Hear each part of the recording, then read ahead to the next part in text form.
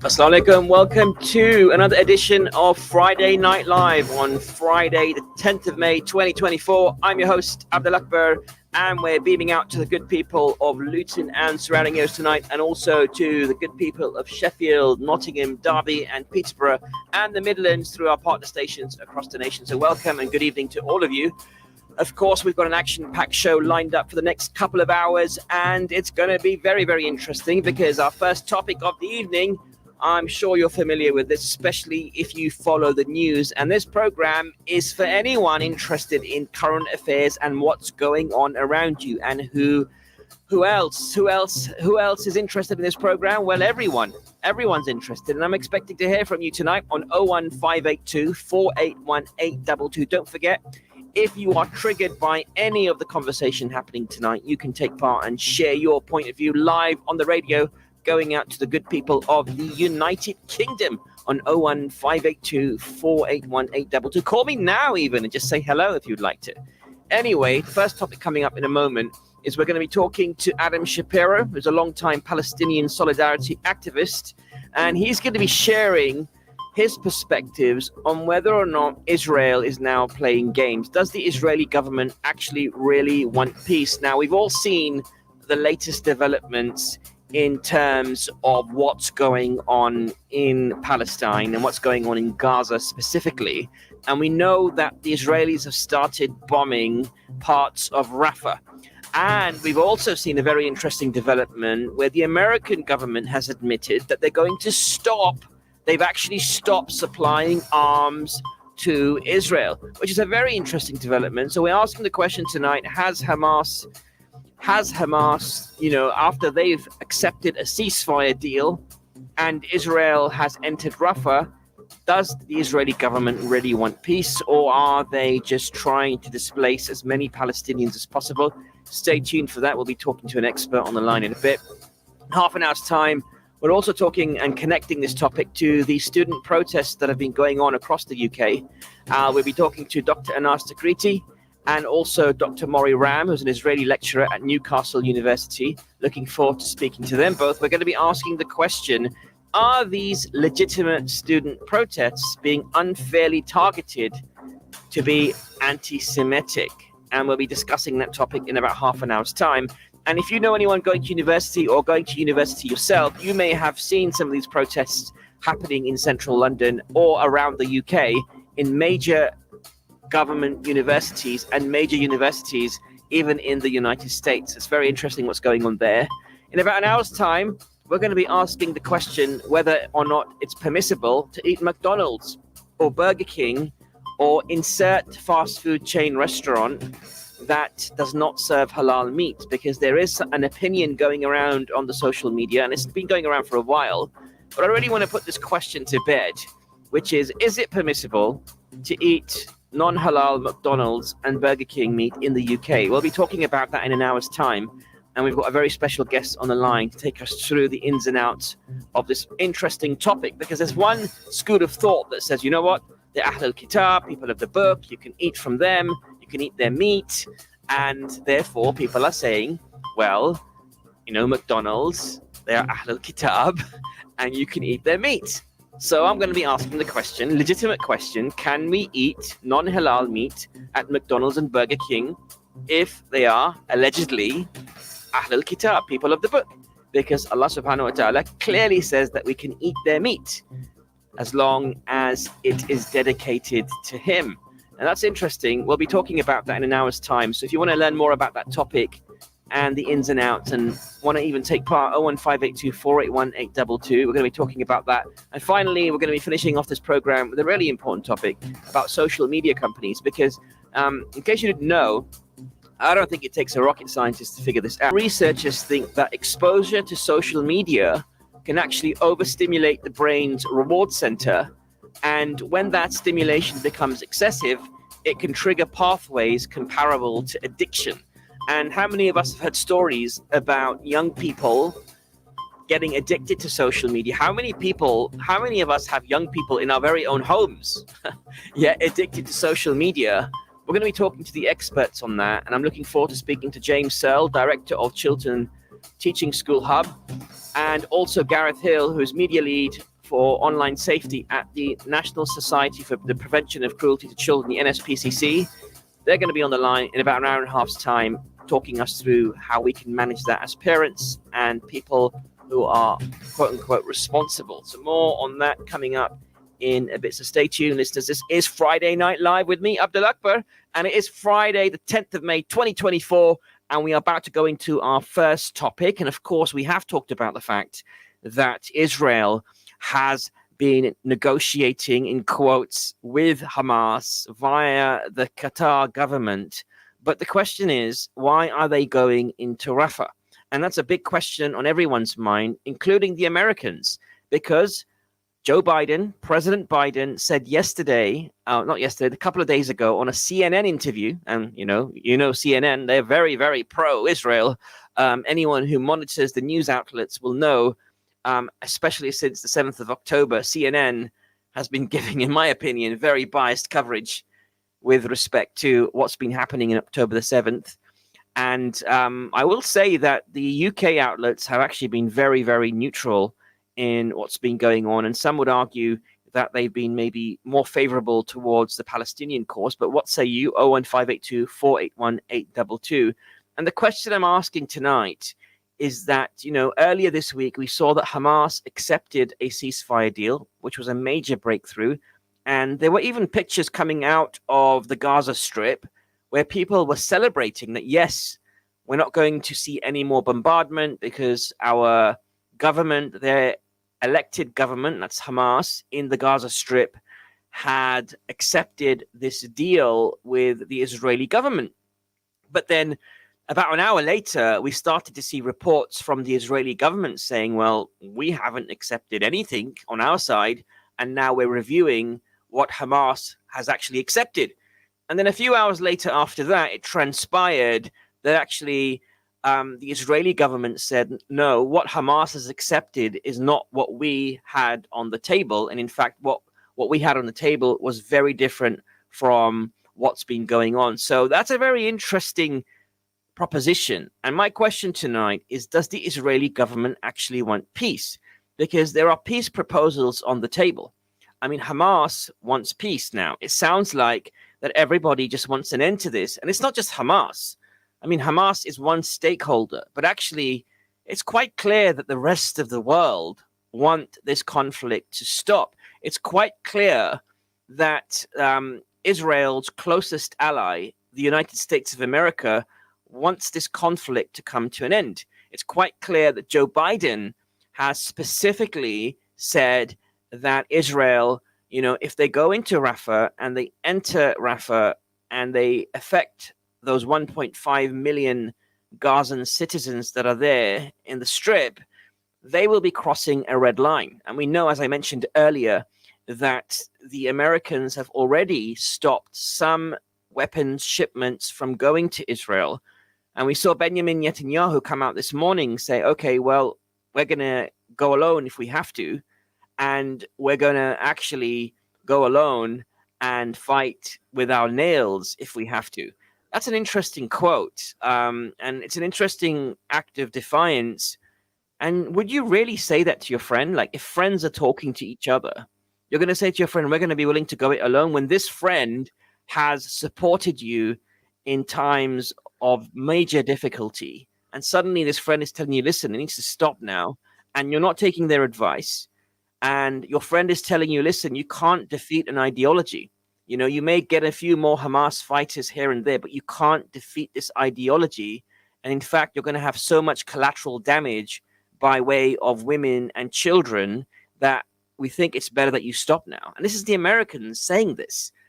Anyway, what say you? 01582 481 822. I'm delighted to welcome back to this program a very special guest. He is a longtime Palestine solidarity activist and political analyst. He worked as director of advocacy on Israel-Palestine at the US-based organization Dawn, and he's on the program right now. Please welcome Adam Shapiro. Good evening, Adam. Nice to see you again. How are you? I'm doing all right. Thank you. Good evening to you and your audience. Thanks for joining us. Adam, what say you? You probably heard my intro there. And I'm wondering, what your reactions are to what's going on. What's your analysis? Does the Israeli government, and more specifically, does Benjamin Netanyahu and those surrounding him really want peace? Well, I think we should just first stipulate that what's at stake here is not really peace. It's a ceasefire, which is more than just a nuance of words, but it's peace for most people implies dealing with the entire Palestinian situation, including the West Bank and Jerusalem and other issues.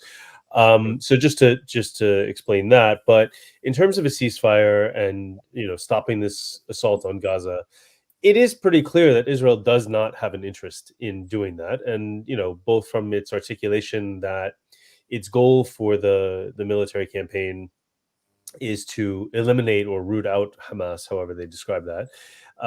And from what we see on the ground in terms of like the ongoing bombardment of Gaza, the takeover of Rafah crossing, ongoing ground operations, and every day killing dozens of Palestinians. So Israel has demonstrably shown that it is not interested in the ceasefire. And on top of that, at last weekend's talks, which were attended by the head of the CIA, the Qataris, the Egyptians, and the Hamas negotiators, Israel didn't even send a delegation to negotiate. So the question is, who are they even negotiating with? I guess to some extent with the Americans. And ultimately, Hamas did accept a deal that was on the table. Now, I think it is, fair to say that there were changes made to the deal. Israel was not present to voice objections, but the changes that were made seem to be consistent with previously articulated Israeli positions from back in April and even earlier. So it's not that the negotiators or Hamas or anybody pulled a rabbit out of a hat and came up with something completely off the wall as part of what ended up being agreed to. It was just not exactly letter for letter, word for word, what Israel, the last time it decided to negotiate, had put on paper. This was a decision by Netanyahu and his cabinet to not send a delegation. And they seem to have been caught flat-footed by Hamas's acceptance of it. Ultimately, I do think Netanyahu's timetable, and I think I've said this on your program before, is November. I think that he thinks he can prosecute this war and keep it going until November, until we see the outcome of the U.S. election. Because if the U.S. election results in Donald Trump winning, Netanyahu will feel like he has a reset button with the American administration, and he'll have no problems continuing what he's doing, and he'll get the aid unconditionally from the United States. The threats of let me ask you this question. Well, let me ask you this question, Adam, and I want to take you up on some more of what you're saying. But a lot of people in the UK specifically are equating a lot of what's going on, especially with the demonstrations, and you've seen the student protests happening in the US as well, at very prestigious universities, at Ivy League universities, and also in the UK as well, as you may know. And what's interesting is that a lot of Jewish people are coming out saying, I'm scared of these protests because of anti-Semitism. What's your take on that? Do these protests equate to anti-Semitism? Should Jewish people be concerned about anti-Semitism with respect to these protests? Because to me, it seems as though it's more about these are kind of protests calling for the end of the war and the actions of the Israeli government. I haven't seen anything that's targeting Jewish individuals or people as a religion per se, but I would love your opinion on that. Well, look, I think we have to separate out two things. One is that the protests overall and the protest movement overall has been very clear about what it's for in terms of ending the war, in terms of ceasefire, in terms of yes, Palestinian freedom, Palestinian rights, absolutely, and those rights and freedoms not to the exclusion of somebody else's freedom. It's an add-on. It's like the call is for Palestinians to have freedom and rights in addition to everybody else having freedom and rights. So that's first, and that has been completely misconstrued by the media. The second thing, the mainstream media. The second thing is that the demands of the students are also very clear. It's for ceasefire, and from their own institutions, it's for divestment, getting university money from both the paying students, and at least in the United States, from the taxpayer, because a lot of universities do receive benefits from taxation taxes that go back to the universities. To pull those out of either directly supporting industries and companies that are involved with the Israeli occupation and the genocide in Gaza, or just from weapons companies in general. And I don't understand why anybody would defend that universities should be funding investing in weapons companies. Like, there's just, I don't understand the logic to that, or why that isn't understood as a choice of where your investment goes. There's no, it's not mandatory that you have investments in weapons companies, or cigarette companies, or anything else. So that's first. In terms of, but then on the other hand, I have no doubt that there have been individual Jewish students at various campuses around the world, perhaps even, who have heard something, or who have been intimidated, who have been intentionally intimidated by a protester. Now, it could be that it was the result of a back and forth and bad things were said in both directions. It could be that there are people who are, the Palestine movement is not pure in the sense that every single person is of the same mind and thought. And, there are people who may have articulated something about Jews or about Zionists when what they really meant was Israelis specifically, or Israel specifically, or even just the Israeli government. Because I mean, I've gone, I've been to Israel many times. I've been lucky enough to go to Israel and see Tel Aviv and all the other holy sites as well, the holier sites. And look, my qualm is not with Israelis. The qualm is with the actions of the Netanyahu government, right? I mean, there's been much better leaders in even in Israeli history, and currently we're dealing with a leader that is very trigger happy and not listening to even his closest friends and allies, which is scary. But what's your, so you make a very good explanation. You provide a very good explanation. So thank you for that, and that makes a lot of sense what you're saying. And I think there are idiots on both sides as well that are going to say offensive things, right? And maybe go out.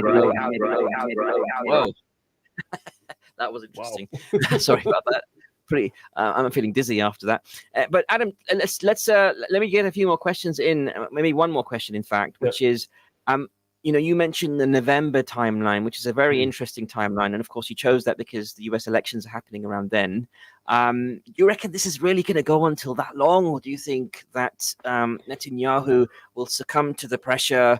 And it looks like they will go into Rafah. It looks like they will do that. And they will cross that red line that Biden talked about a couple of days ago on CNN. And when that happens, what do you reckon is going to happen after that? It's anyone's guess, I know. Well, look, I mean, in the first instance, as Christian leaders said over the last few weeks, nobody would have thought at Christmas time that we would still be dealing with this in Easter. And you could set that timetable however you want. Nobody thought at the end of October we'd still be dealing with this at the beginning of January.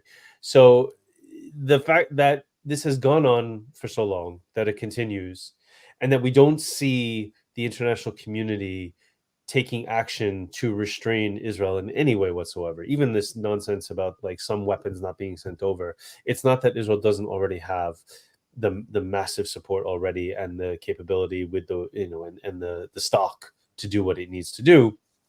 So, or not needs, what it wants to do. This is, this can go on, absolutely. And it could go on at different paces. It doesn't necessarily mean ground troops, fully, inside Israel. Inside Gaza, sorry. We've already seen the removal of some of those troops. So this can definitely go on.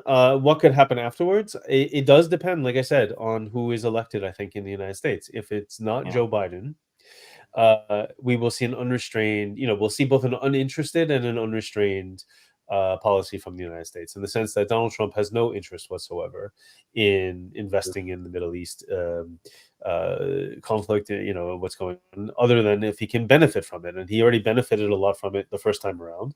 Maybe, it's a distorted logic, but maybe given the good relationship between Saudi Arabia and Donald Trump, maybe the Saudis would come and tell him, hey, look, we want to do business with you again, but you need to end this problem over here and get the Israelis to stop. And so if you want to have like the lavish kind of like support that you get from Saudi Arabia, maybe, I don't know, that's with Donald Trump as a president, all logic, all normal political logic goes out the window. So Goes out the anything window. is possible.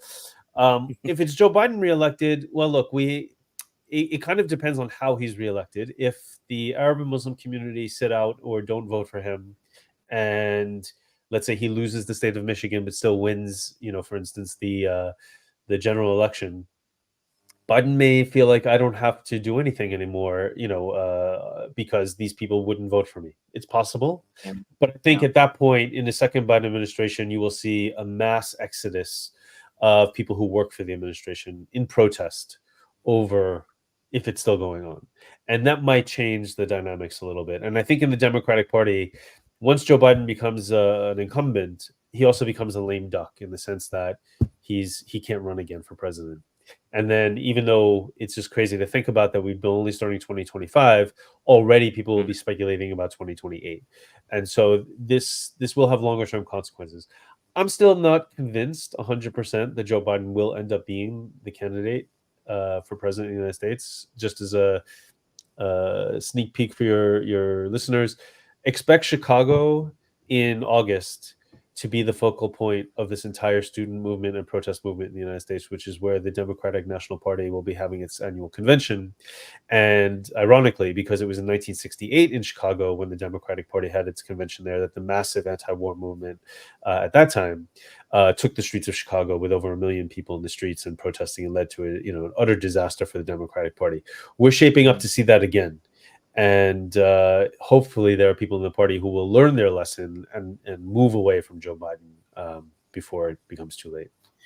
Very interesting. Well, you heard it here first, guys. Look out for Chicago. See what's happening there. The new epicenter of change. Let's see. Thank you, Adam Shapiro. Always a pleasure having you on this program, and we always appreciate your perspectives and insights. Thanks for joining us this evening. Bye-bye. Take care. Bye-bye. Cheers. Well, listeners, this is Friday Night Live with me, Abdul Akbar, and joining me in the studio right now is Zafar Saab. Zafar Saab, what mic are you on there? Make sure I've got the right mic. Number 3, there we go. Zafar Saab, assalamu alaikum. How are you? Walaikum salam, alhamdulillah. Great to have you back on the program. How's life? Jazakallah khair. Thank you. All right, we got 3 minutes till the break, but Adam's sharing lots of insights there. I think I agree with a lot of what he's saying there. I mean, makes a lot of sense, and I really hope that one of his predictions, which is that this could go on till November, doesn't actually be realized. I mean, what say you? To be honest, I think that the war has been lost for Israel. It was lost many months ago. It's just sheer brutal strength, basically. I don't think it's achieving any objectives apart from keeping Netanyahu in power. I mean, if he's not in power, he's going to be in prison. Yeah, and that's his motivation, right? I think any other motivations he had have evaporated many months ago. The Americans have shown their, actually we say, displeasure at some of the activities or some of his antics. Yeah.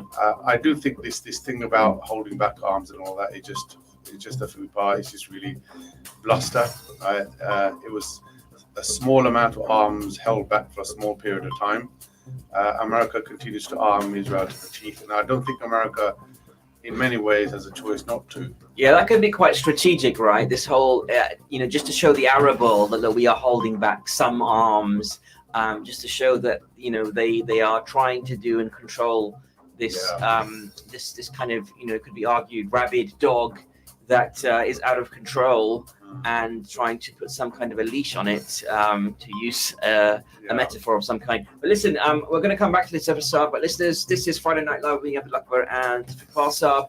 We're going to be coming back in a moment, but just so that you all know what's coming up later on in tonight's program. Next up, we're going to be asking whether the legitimate student protests happening across the UK and even the US are being unfairly targeted on grounds of anti-Semitism. So we'll be speaking to some experts on that.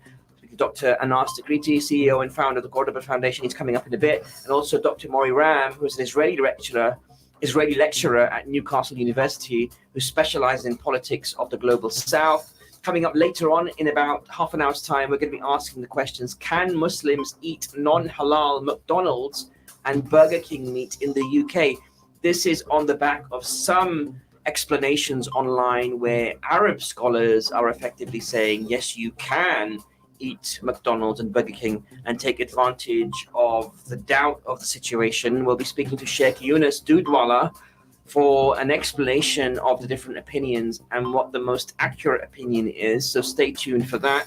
We'll be finishing off tonight's program on social media companies and asking whether or not social media is harming young people. And this is all on the back of where some researchers think that exposure to social media can overstimulate the brain's reward center.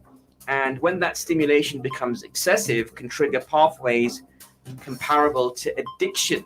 And also excessive use of social media has been linked to sleep problems, attention problems, and feelings of exclusions in adolescence. So more on that topic coming up in about an hour's time. So stay tuned for that if that's a topic that's affected you as well. I'd love to hear from you on any of these topics. 01582 481 822. But give me a shout on what you think about the student protests happening now. Are they legitimate? And should Jewish people really be concerned about anti-Semitism? Stay tuned. Friday Night Live with me, Abdul Akbar. We'll be right back after these messages. Don't go away. Assalamu alaikum. In Luton and its surrounding areas, it is now time for Salat al-Asr. लुटन और इसके मज़ाफ़ात में नमाज असर का वक्त हुआ चाहता है. This azan has been sponsored by Ideal Properties. Contact us on 01582 72 11110 or log on to www.ideal.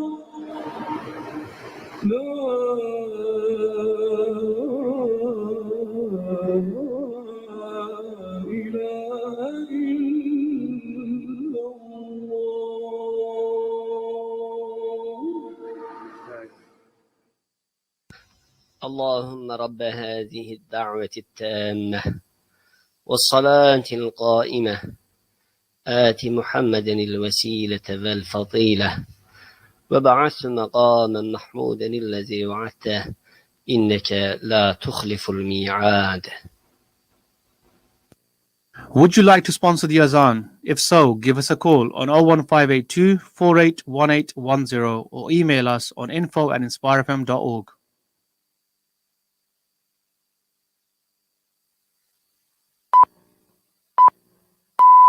From the studios of Inspire FM, the time is now 6:30.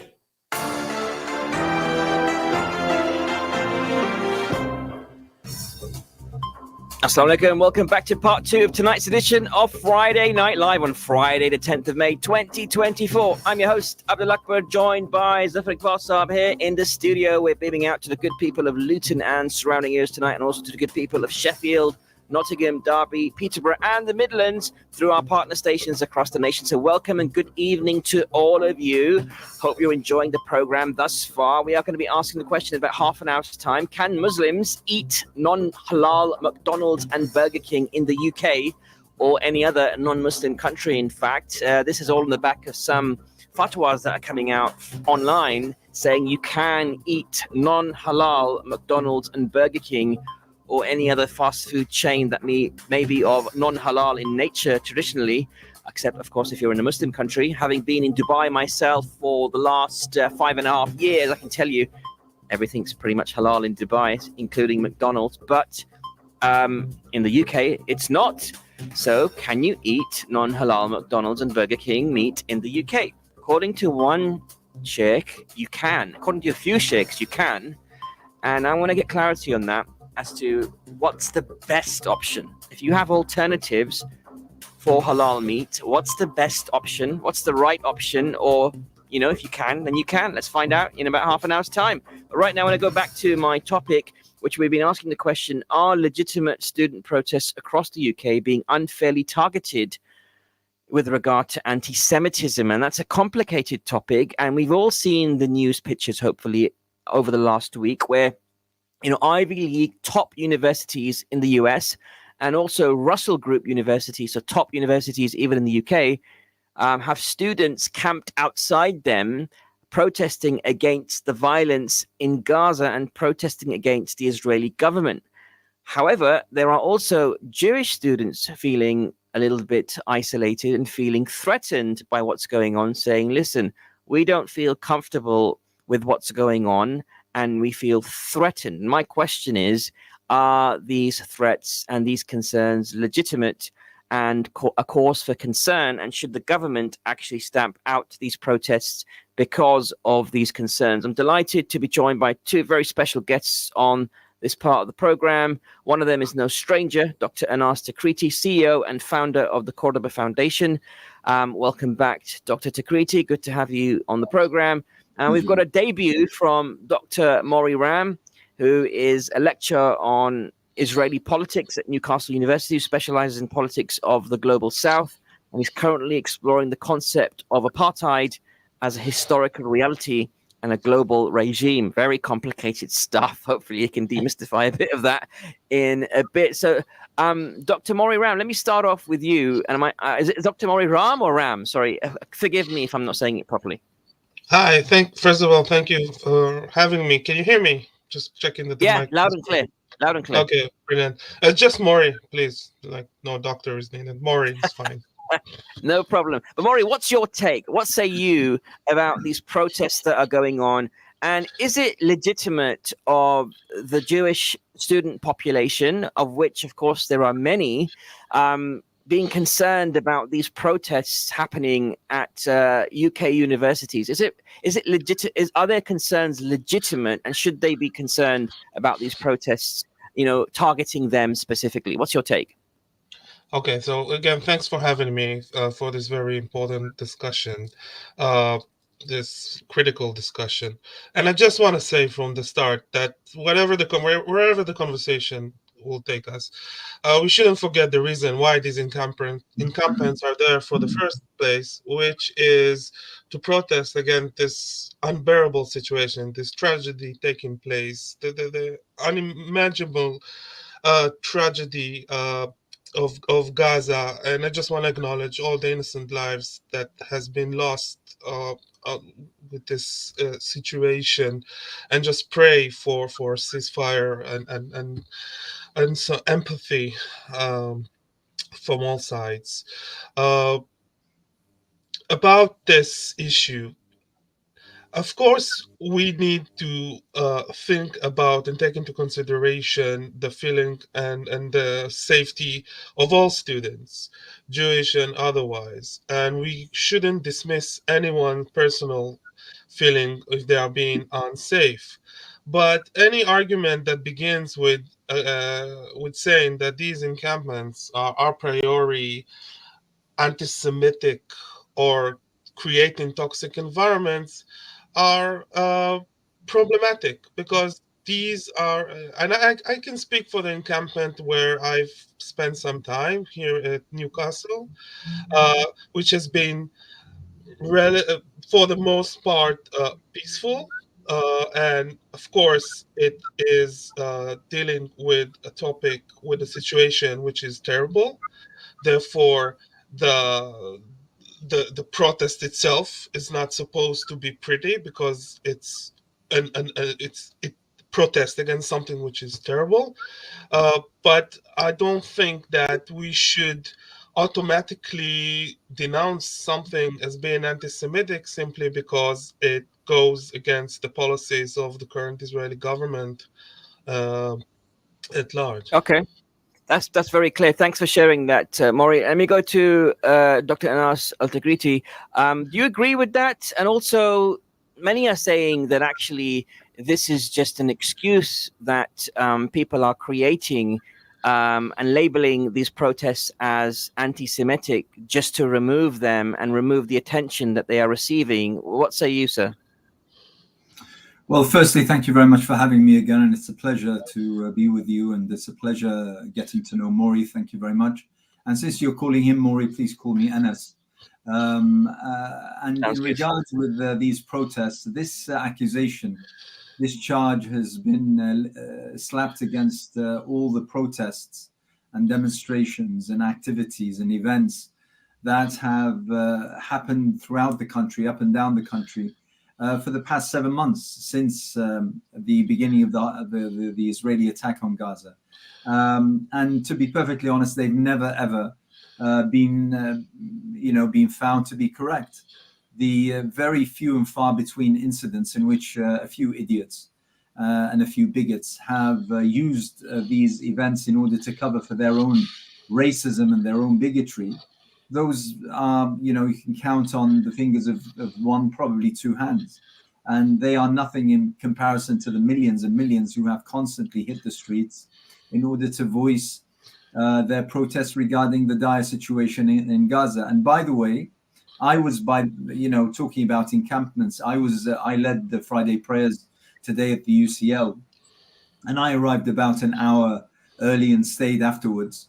And what I saw was absolutely magnificent, and I think it epitomized the sense of camaraderie, the sense of community, the sense of solidarity that everyone was feeling. And may I just say that at the very heart of this movement, from day one, and I mean from day one, up until this very moment, the most important element, I would argue, would be the Jewish element. That element was very much at the very fore of these protests and demonstrations.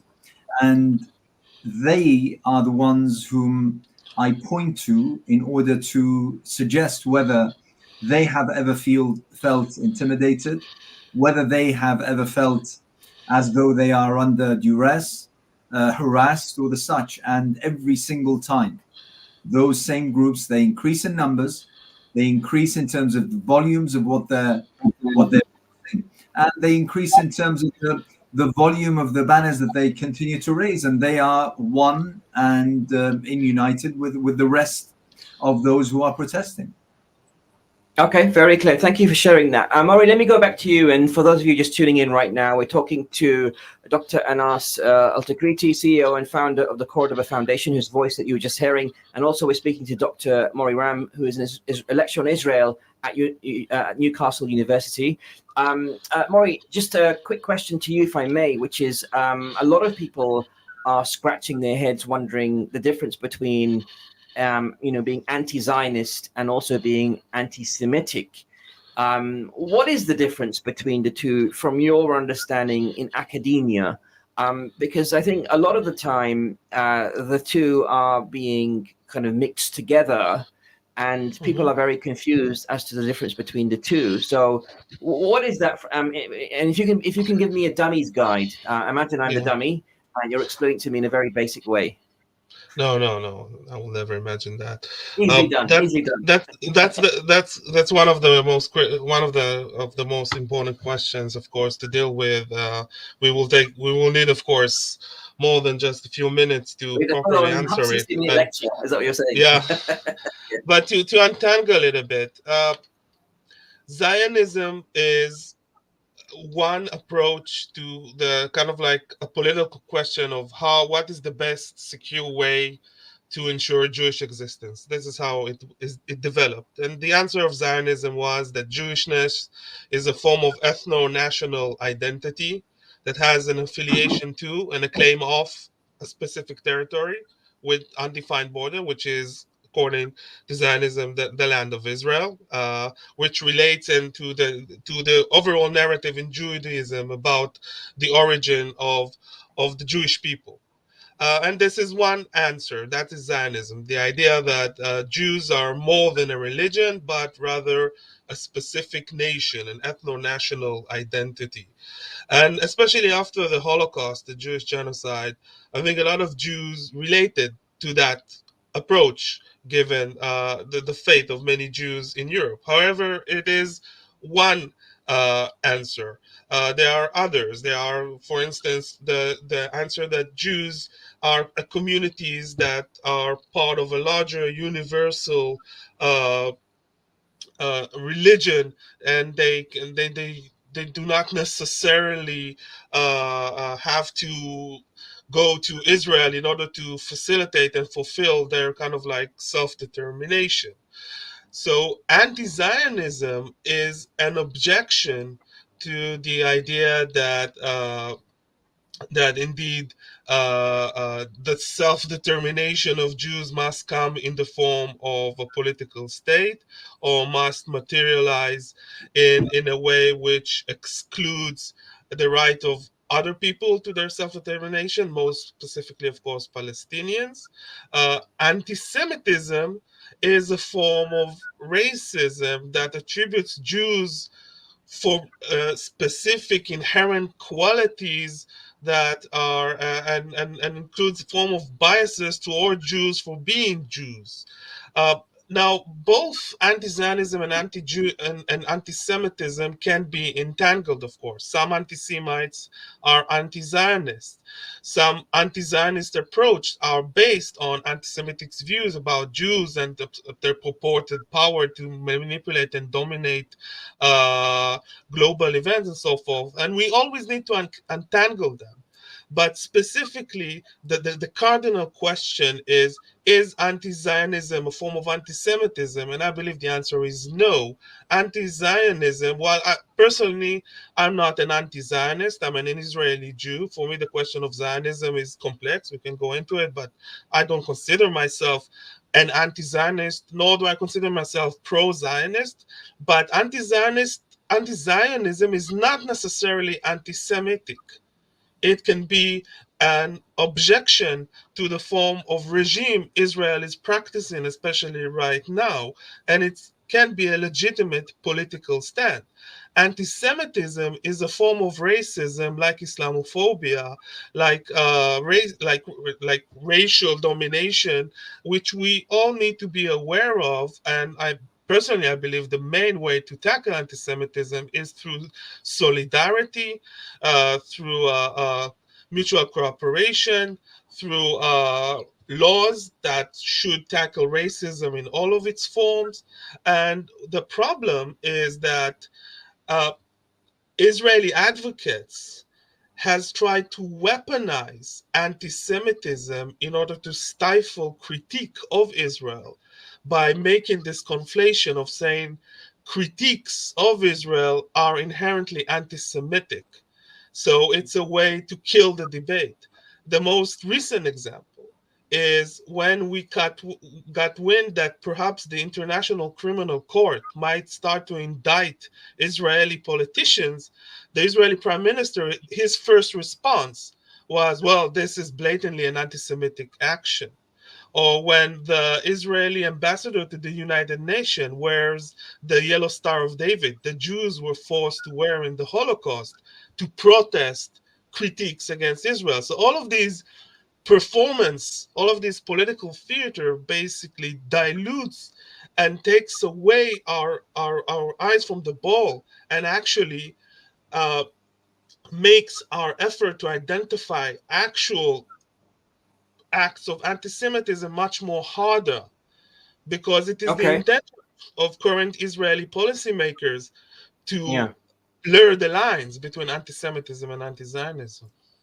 I've got to say, Dr. Mori, I'm surprised to hear what you're saying as an Israeli Jew yourself. And I didn't know you were an Israeli Jew, by the way. I didn't want to make any inferences, but you said that yourself in your response. And there might be Israelis and or Jews watching this and thinking, who is this guy and why is he having this kind of opinion and not supporting the Israeli government's actions?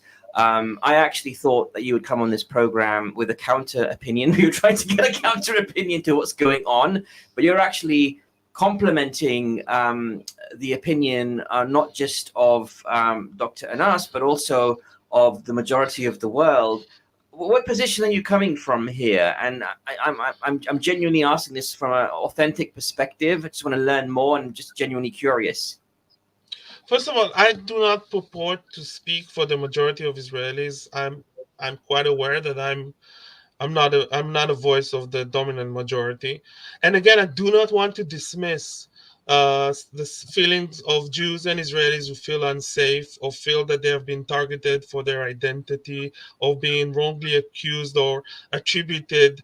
For instance, one definition of anti-Semitism, which is largely accepted by a lot of people, is when you attribute to Jews responsibility for the actions of the Israeli government, for example. Sure. For me personally, it's a long process of defining who I am in this world and what do I believe in, and it's a long and painful process, of course. But I have to say what kind of like what I believe in based on what I've learned, both as an academic, but also as a citizen of Israel, but also someone who's been living in the UK for several years. The basic thing I'm telling my students, like the basic rule of learning politics, is that politics is messy and complicated, and we always have to be honest and approach these topics with the severity and the sincerity it deserves.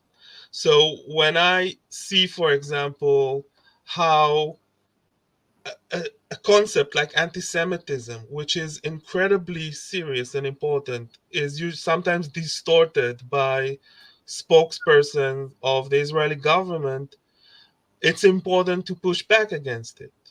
It's important to make sure we don't forget that our most basic property is our ability to think critically and to employ that and to engage in conversation and to make sure that we do not succumb to like generalizations and distortions. Again, I really appreciate that explanation. Sorry. And I know you weren't expecting this question, but I genuinely wanted to ask it because of curiosity, and I'm sure other people watching tonight's stream and also listening on the radio will be wondering, what's on your mind and who you are. So thank you for sharing that. Dr. Anas, back to you.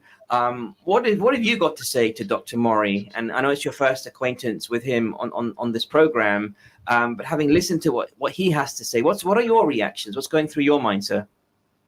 Well, it doesn't come as a surprise to me because I know countless Jews, some of them Israeli Jews, who adopt a similar line. In fact, many of them are anti-Zionists, so they go even a couple of steps further than Mori does. So that doesn't surprise me at all, because I believe that fair-minded people belong to all faiths and religions, as well as criminals or people who have the capacity to commit crimes belong to all faiths and religions. It's not a monopoly of a particular religion to be heavenly or to be devilly, to be of the devil. So it's something that doesn't come as a surprise. I'm pleased that he mentions the fact that we are in a position where I fear that the accusation and the charge of anti-Semitism is being absolutely devalued and absolutely distorted simply because of every time someone dares critique what Israel is doing, they are, labeled with being anti-Semitic.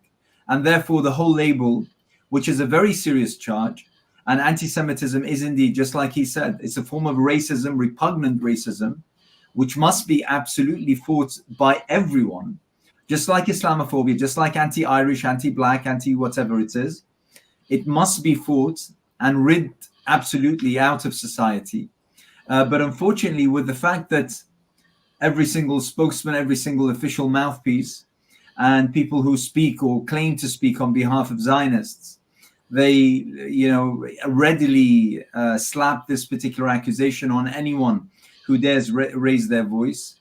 It threatens to devalue the accusation to the level where people take liberties with being anti-Semitic, with speaking in terms that are absolutely racist and against the Jewish people. Once again, I take immense pride of the fact that this movement, and by the way, not just this movement here that started 7 months ago, but I've been part of the anti-war movement since its inception in 2001.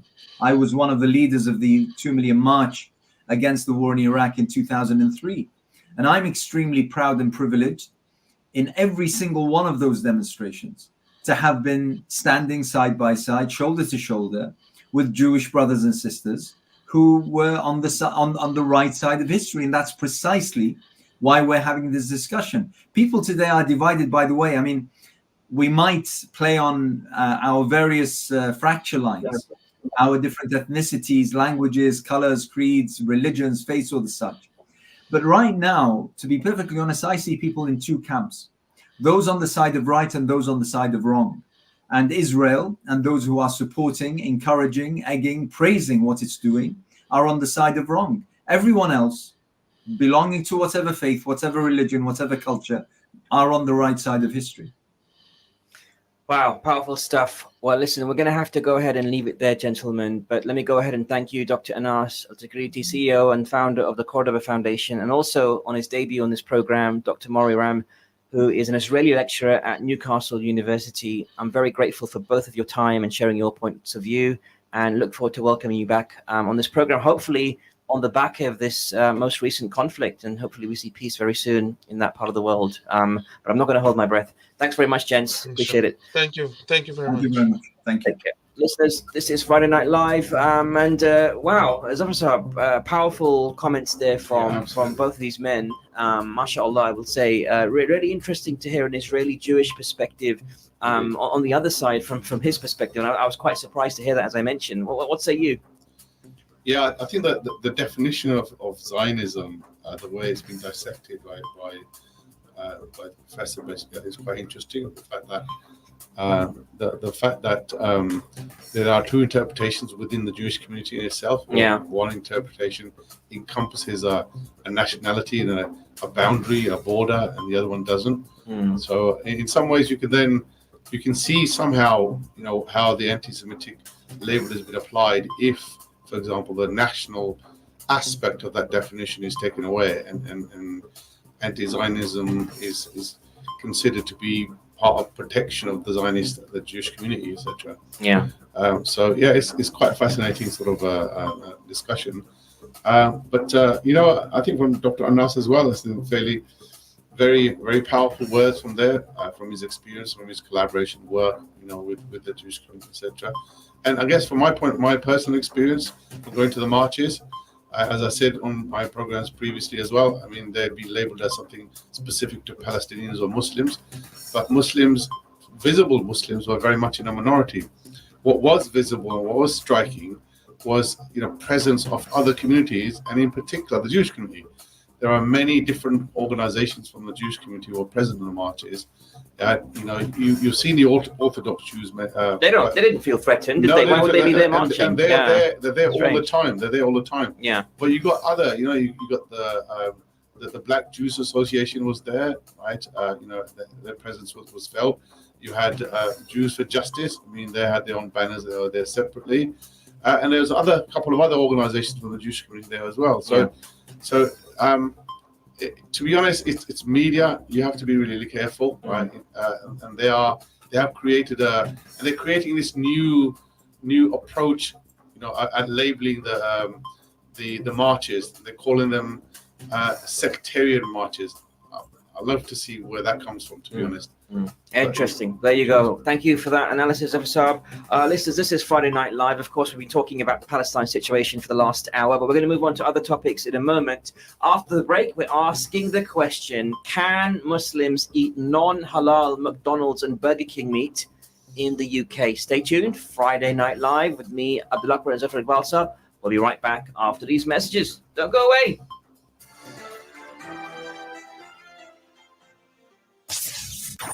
This program will continue after the break. Continue listening to Inspire FM. Inspire FM. Inspire 105.1 FM.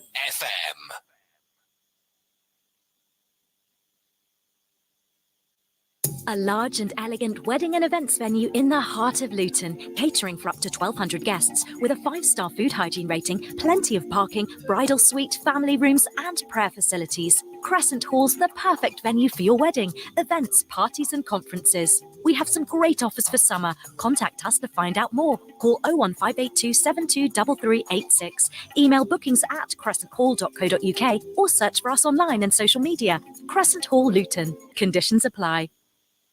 Landlords, let us take away the hassle of letting your property. Our comprehensive services include tenant vetting, rent collection and service charges, maintenance and repairs. Ideal Properties has 2 branches and have been established over 20 years and have gained a wealth of knowledge and experience. If you are thinking of selling or letting your property, then speak to a member of our knowledgeable team about a free, no-obligation market appraisal. We can also offer guaranteed rental income. Contact us on either Luton 721110 or 696050. Ideal Properties. Service with a smile, whatever your needs.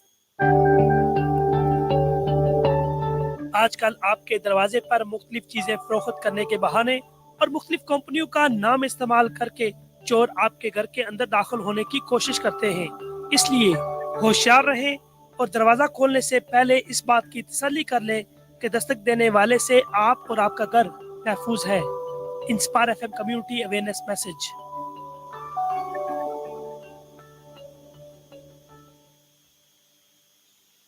AK Windows South Limited, manufacturers and installers of high-quality UPVC windows and doors, bifold doors, composite doors, conservatories, porches, skypods, fascias, guttering, and much, much more. We specialize in double glazing and triple glazing using the best German profile. If you want quality at affordable prices, AK Windows is the place to go. If your house needs a facelift, you know who to trust. For a free quote, call AK Windows today on 01582 483 777 or visit us at Unit 10E, Britannia Estate, Leagrave Road, Luton. Assalamu alaikum wa rahmatullah. Bismillahir Rahmanir Rahim. Qala an-Nabi sallallahu alayhi wa sallam, man ahabba lillahi wa abghada lillahi wa a'ta lillahi wa mana'a lillahi faqad istakmala al-iman. That he who loves for the sake of Allah, hates for the sake of Allah, gives for the sake of Allah and denies for the sake of Allah, he has completed his Iman. It doesn't take much to bring some difference. You give some change, which makes a change. Because nothing gets mileage like a charity. Just a little change turns into a chain. And before we know it, the results are massive. So give a little to make a big difference. For donations, call now. UKIM 0207 387 2157. Assalamu alaikum, this is Mariam. This is Anisa. And this is Sonia. And we are Sisters Speak. Sister Speak is a weekly discussion program where us girls discuss a variety of topics. Just to give a few, our topics range from politics and education to social media and identity. So please join the discussion by tuning in to Sister Speak. Tune in on Wednesdays at 6 p.m. on Inspire 105.1 FM, and also find us on Instagram at Sister Speak. From the studios of Inspire FM, the time is now 7 o'clock.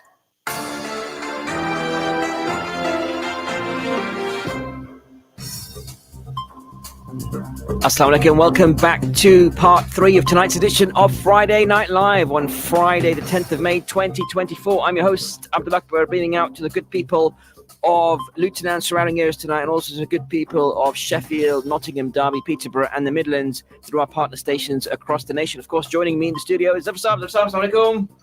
What's up? Do you eat McDonald's in the UK? Occasionally. Yeah. Not very often. Big Mac? No, you are. No Big Macs? No, man. Okay. What do you have at McDonald's then? I mean, we're not trying to advertise McDonald's. To be honest, here, to be clear. I used to have fish fillet until somebody who works at McDonald's told me that it's fried in the same oil, stroke fat, right, as everything else. I thought it's vegetable oil because there was that ambiguity a few years ago where they're saying it's animal fat oil, and McDonald's released a statement, I remember, saying actually the oil that we use... but they're not fried separately. The fish sunflower is not oil. Yeah. Fish is not fried separately, right, from other burgers. So, nah, they can't do that, really. Well, that's that doesn't make you know. I would need to fact check that. You know why? Because cooking fish in the same oil as meat to me sounds like a violation in itself. I know that McDonald's in the UK do use a oil of vegetable origin. They don't use an animal fat oil. That changed a while back because of people being concerned about that very point that you made. But let's just check that out. Maybe we can get a representative from McDonald's. Personally, somebody who worked there told me that, right? Interesting. Is that recent? I think this is some time ago, to be honest, right? Okay. Some time ago. So I'm not really... 20 years ago? No. All right. 5, 6 years ago, maybe more than that, maybe 10 years ago. Yeah, I think it's changed. I never, to be honest, I know... since there's been alternatives, never felt the need to go to a McD's. Yeah. All right, fair enough. Well, I look, I'm defending the fillet very, very much because that's just me, though. I'm not a fan. I enjoy a good fillet every now and again. Not every week because that'll be unhealthy, but every now and again, I don't mind a good fillet. And there was this also rumor that the cheese was not halal back in the day because it never used the vegetable rennet, right? But that changed as well. But look, I don't know much about this, but we're going to have somebody on the program in a moment that does know more about this than certainly I do. And the question we're asking for the next half an hour, listeners, is whether Muslims can eat non-halal McDonald's and Burger King meat in the UK. That's a very important question because this is all on the back of lots of videos going around on social media by one particular scholar. And I respect this scholar a lot because he has some really good opinions. But on this one, I think it's confused the heck out of a lot of people. This is Sheikh Asim Al-Hakim's opinion on whether you can eat McDonald's. I'm talking about McDonald's beef in UK or in Europe or any non-Muslim country. So the scope of this query is not Muslim countries. Of course, we know that the meat imported in those countries is halal and according to the standards of that country. But can we eat a Big Mac in the UK? That's the question I'm going to be asking my next guest, who is right now on the line. Is Sheikh Yunus Dudwala. Assalamu alaikum, Sheikh. How are you? MashaAllah. Alaikum assalam wa rahmatullahi wa barakatuh. Great to have you on the program, Sheikh. And of course, you're not on the debut run at the moment. You've been on this program a few times, mashallah, and we keep calling you back. Sorry to take away half an hour of your Friday evening. We know you're busy, and mashallah, you're doing Hajj seminars and all kinds of stuff these days, mashallah. And I join you on those from time to time as well. So if anyone doesn't know, Sheikh Yunus and I, we tag team in the past on Hajj seminars, and we work together for the Council of British Hajjis from time to time as well. So alhamdulillah, good to have you on the program. But Sheikh, I want to invoke your knowledge, of course, and your experience in this industry, which is extensive, I will say, to the listeners, on this question whether or not the meat in McDonald's, right, in the UK is permissible for Muslims to eat. And a lot of Muslims, and Sheikh, the reason this topic came up is I've had my Muslim neighbors contact me saying, is this correct? Because they know I keep myself connected to these things, and I've been scratching my head thinking, why is this even a question, right? But it's a legitimate question that we need to demystify and understand and try and do the right thing, whatever that might be. So Sheikh, over to you. I might interrupt you as well just to clarify a few things, but you go for it, inshallah, and we'll be listening to understand what's going on here. Bismillah. بسم الله الرحمن الرحيم الحمد لله رب العالمين والصلاة والسلام على سيد الأنبياء والمرسلين وعلى آله وصحبه أجمعين. أعوذ بالله من الشيطان الرجيم بسم الله الرحمن الرحيم لا تأكلوا مما لم يذكر اسم الله عليه وإنه لفسق وإن الشياطين ليوحون إلى أوليائهم ليجادلوكم وإن أطعتموهم إنكم لمشركون صدق الله العظيم. Respected brothers and sisters, I think the first point is, do Muslims have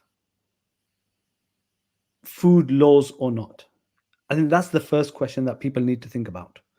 And if they do, where do you find those laws and what are they? So there's many communities that don't have any laws about food. They can eat anything that they want.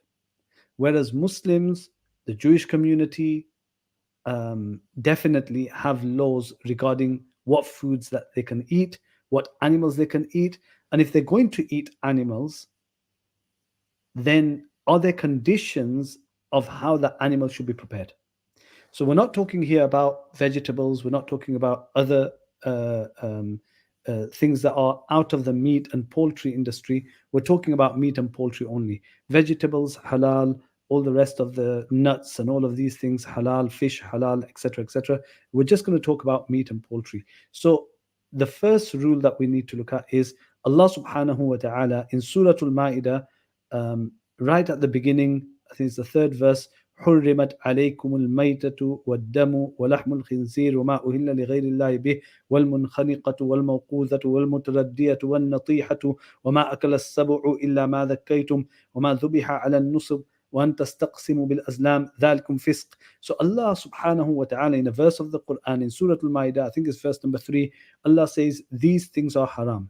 Number one, a dead animal. A dead animal is haram.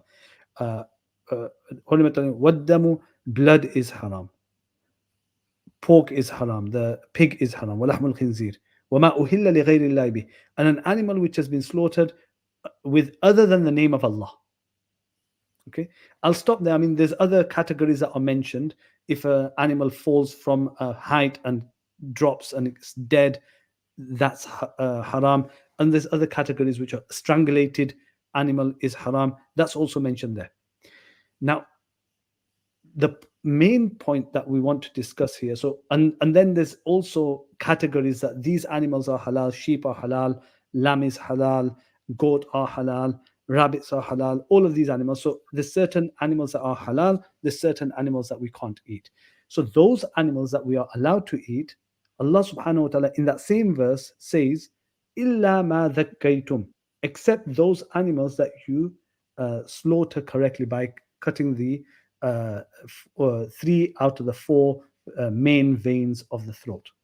Now, in there is mentioned anything that is slaughtered other than the name of Allah, and it should be slaughtered. So, and in the hadith it's explained, ma anhara dam. So when you slaughter, make sure the blood flows out of the body. So that's one. And number 2, the hadith mentions that on which Allah's name is mentioned. In another verse, Allah subhanahu wa ta'ala says in the 8th juz of the Quran, Allah subhanahu wa ta'ala says, لا تأكلوا ممن لم يذكر اسم الله عليه. Do not eat on that animal on which Allah's name has not been taken. In another verse, Allah subhanahu wa ta'ala says, just in the same page, Allah says, eat from that on which Allah's name has been taken. So Allah's name, according to the majority of the scholars, has to be taken at the time of slaughter, at the time of killing. That's a condition. According to Imam Abu Hanifa, according to Imam Malik, according to one opinion of Imam Ahmad ibn Hanbal, according to Ibn Taymiyyah, according to Bin Baz, according to Uthaymeen, all of these scholars have said to mention the name or to deliberately omit the name of Allah that animal will be haram if you deliberately omit the name of Allah. There's only one opinion of Imam Shafi rahmatullahi alayhi who says that it's not a condition. All the rest of the scholars, majority of the scholars, say that it's a condition. Now, going to the meat of Burger King and McDonald's and all of the KFC or whatever, if they're not a halal outlet, right? Can we eat Big Mac? Can we eat a Burger King, whatever it is, meat thingy, whatever the burger? Can we eat those or not? So what you mentioned is that Sheikh Asim al-Hakim, he mentions that these countries, UK, US, he considers these countries as Christian countries.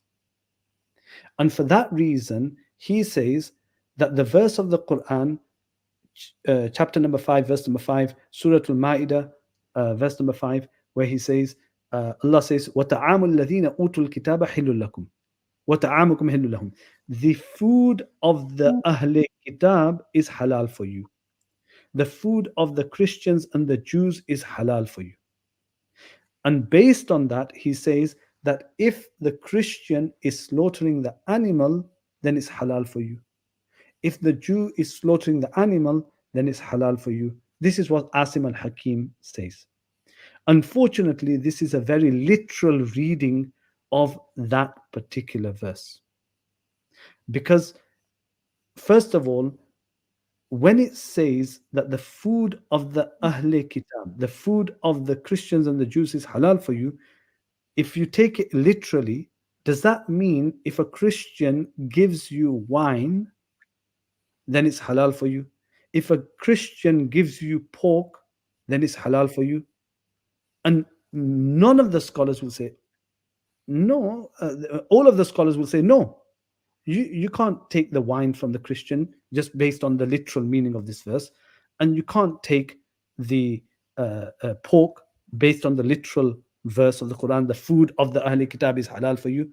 So if it's not literal, that means there's a meaning to that verse that we need to understand. It's conditioned. So what is the condition? And the conditions are the same conditions that are for Muslim slaughter. Otherwise, why would Muslims have conditions? Why is it that the Muslims have a condition that you have to slaughter by saying the name of Allah? You have to cut the right amount of veins. The animal has to be alive at the time of slaughter. All of these conditions are for Muslims, but it's not for non-Muslims. It's not for Christians. It's not for Jews. That doesn't make sense. So majority of the scholars have said that the same conditions apply for Christians and Jews that are for Muslims when we do the slaughter. Right. Now the question is, do the Christians and do the Jews slaughter with the same conditions as the Muslims? That's the question. And therefore, if they do, then the Burger King will be halal, McDonald's will be halal, and all of these outlets will be halal. But if they don't, then you can't say that they're halal. Now, Asim al-Hakim says that because this is a Christian country, according to him, or the US is a Christian country, you have to assume that they do say the name of Allah and they do slaughter in the same way as the Muslims, and therefore without asking, you just go and eat a burger, you go and eat a Big Mac. Now that is very, very naive, very, very literal, very, it's just basic knowledge will tell you that the Christians, first of all, this isn't a Christian country, although its constitution is based on Christianity and the king is the head of the C of E and the Church of England. But the last census, 2021 census, says that less than 50% of this country say that they are Christian. It's 46%. Right? That's number one. Number two, those who visit slaughterhouses. I'm the chair of the Halal Monitoring Committee. We visited lots of slaughterhouses. Forget Christians. We have to make sure that Muslims are slaughtering properly. Right? And the Christians, you go and ask any Christian, from the Pope to the bishops, to the archdeacons, to your local priest, and go and ask them that when Christians slaughter animals, do they say the name of God? And they will all say, no, we don't. because there is no tradition left of food laws in the Christian tradition. So how can somebody say, based on the verse of the Quran, that the food of the Ahl Kitab is halal for you, and therefore Muslims are allowed to eat, because we have to assume that Christians are slaughtering, etc., etc. It's totally naive and totally lacking basic knowledge of what happens in Western slaughterhouses. That is very clear, Sheikh. Let me take you up on this. But Sheikh, you wanna just say one more thing? Go ahead. You're gonna say something else. Yeah. So my point here is that there are conditions for food for Muslims and for slaughter, and those conditions have to be met. And if those conditions are not met, then they will not be halal.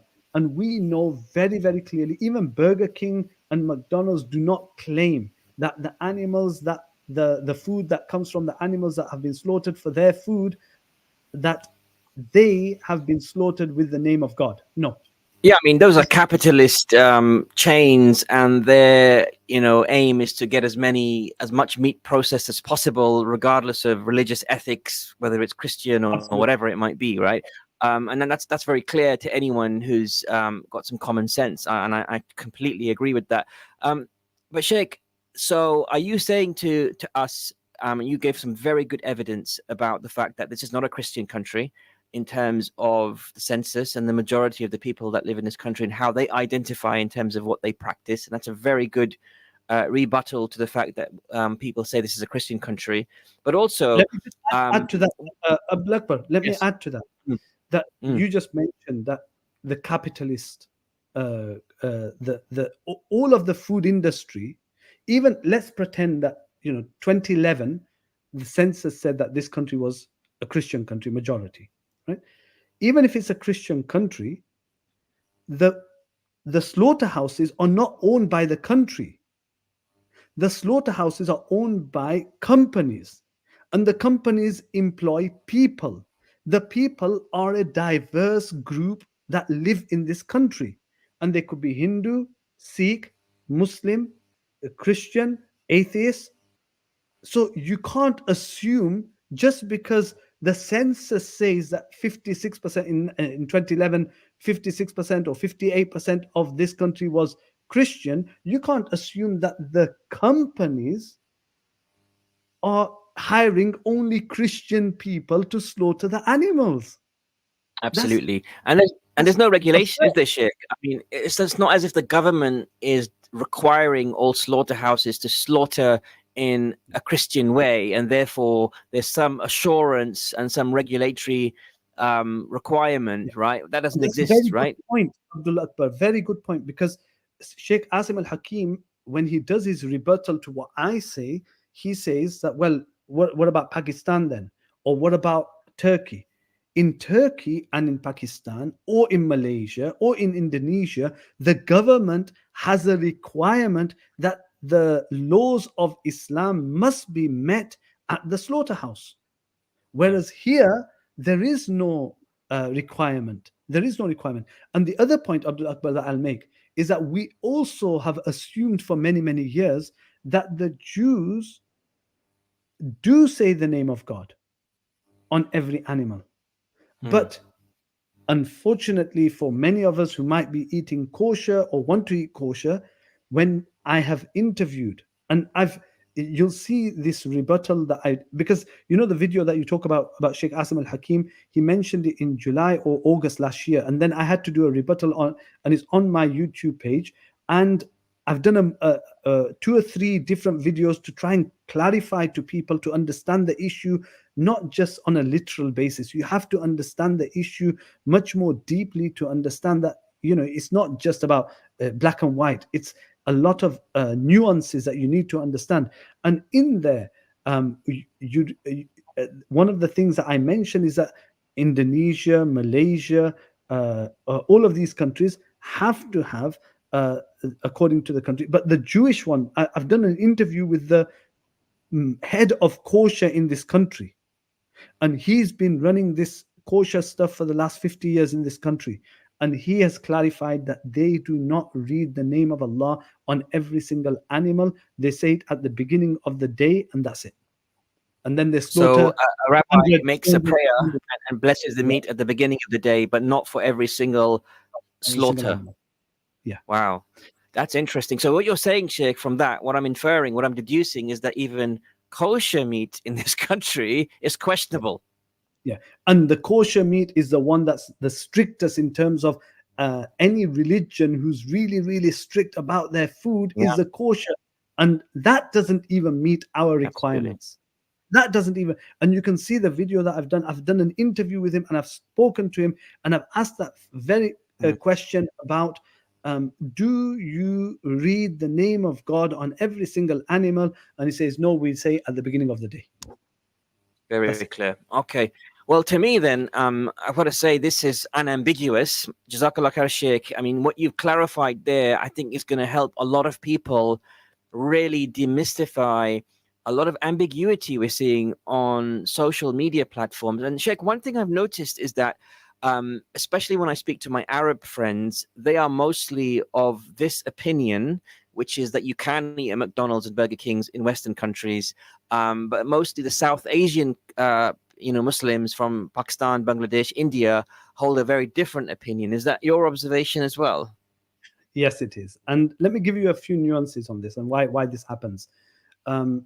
There's one hadith that he does quote, Sheikh Asim al-Hakim quotes, and he says that some meat came to Hazrat Aisha radiallahu ta'ala anha, Sahih hadith, and she asked the Prophet sallallahu alaihi wasallam, should we trust this meat because it's from some new Muslims? كانوا حديث أهل من الإسلام أو كما قال as Aisha said, that they just became Muslim. The Prophet sallallahu alaihi wasallam said, سم الله وكل بيمينك, say the name of Allah and eat with your right hand. So a lot of people use this hadith and say, Prophet sallallahu alaihi wasallam said, don't doubt what you get, just go and read Bismillah and it's fine. But what we need to understand, and I've mentioned a Kuwaiti sheikh who's a very knowledgeable sheikh in one of the videos that I've done, and he mentions that in those days, remember how the slaughter used to be done? Everyone used to do individual slaughter, not a big massive industrial scale slaughter that happens where you're cutting X amount per minute or X amount per hour or X amount per day. It wasn't industrial. Everybody used to do their individual slaughter, right? And the Jews and the Christians at that time kept their tradition of saying the name of God and doing the slaughter in the same way that everybody used to do. Yeah, cut the normal the veins, and everybody used to do that. So Prophet ﷺ said, look, they're new in Islam, but they will have done it the same way that they used to do it before, and we can eat that. So that's what the meaning of this hadith is. Now today, to just take that hadith literally and say, okay, you don't have to doubt on what's coming from that slaughterhouse or that slaughterhouse, when there's common knowledge of, you can go on the RSPCA website, and the RSPCA website will say that in this country it is law that you have to stun, right? And the stunning now has moved away from water bath stunning for chickens to gas stunning. And the gas stunning by law in Europe, including UK, is that it has to kill the animal first and then you slaughter. Right? Now, if it's not done for halal, for example, because halal is done so the animal has to be alive. So that slaughterhouse will have to take care and make sure the animal is alive. But every other slaughterhouse, the Burger King slaughterhouse and the McDonald's slaughterhouse and every other outlet slaughterhouse that is not doing halal, they have to stun to kill. So when the animal, the chicken is being slaughtered, that animal is dead. Yeah, Guaranteed. no ambiguity. Wait a minute, Sheikh, but that's no ambiguity there. SubhanAllah. No ambiguity. So I spoke to Sheikh Asim about this before I did any of my videos, rebuttal videos. I said, Sheikh Asim, I spoke to him for half an hour, and I said, Sheikh Asim, you need to. I work in the halal industry in the UK. Listen to us, or at least just go onto Google and find out for 1 hour. Just do a little search. You're going according to Bin Baz, you're going according to Uthaymeen, because what your question about the Arabs, Sheikh Uthaymeen and Sheikh Bin Baz, they said at that time in the 80s and early 90s that you can read Bismillah and you can assume that the slaughter is being done correctly because you're in a Christian country. That was 30 years ago. They didn't have internet. They didn't have internet at their fingertips. Sheikh Asim Al Hakim is a very avid Twitter Twitter person. He has the internet on his fingertips. It's very easy for him to search what's happening in this country, right? And with a small little bit of search, he will realize that a lot of the stuff that's happening in this country is not conducive to halal. We're struggling with halal. Forget Burger King and other stuff. Wow, that was an amazing insight there, Sheikh Yunus Dudwala, not just from your experience as part of the chair of the Halal Monitoring Committee, but also, giving the response to the ambiguity that we're hearing online and really clarifying that. I'm much more educated than I was at the beginning of this. So thank you very much, Sheikh Yunus Dudwala, for sharing those perspectives and demystifying. Yeah, and I just want your last question. I just forgot to answer a few things. So one is because of Sheikh. 20 seconds. Yeah, we want to go 20 seconds. Fatwa, and then from the Indian Pakistan fatwa, they used to be very careful and say, don't eat, make your own halal, and that's why the Asians. Thank you very much, Sheikh Yunus. Appreciate it, listeners. We'll be right back after these messages. Don't go away. This program will continue after the break. Continue listening to Inspire FM. Inspire FM. Inspire 105.1 FM.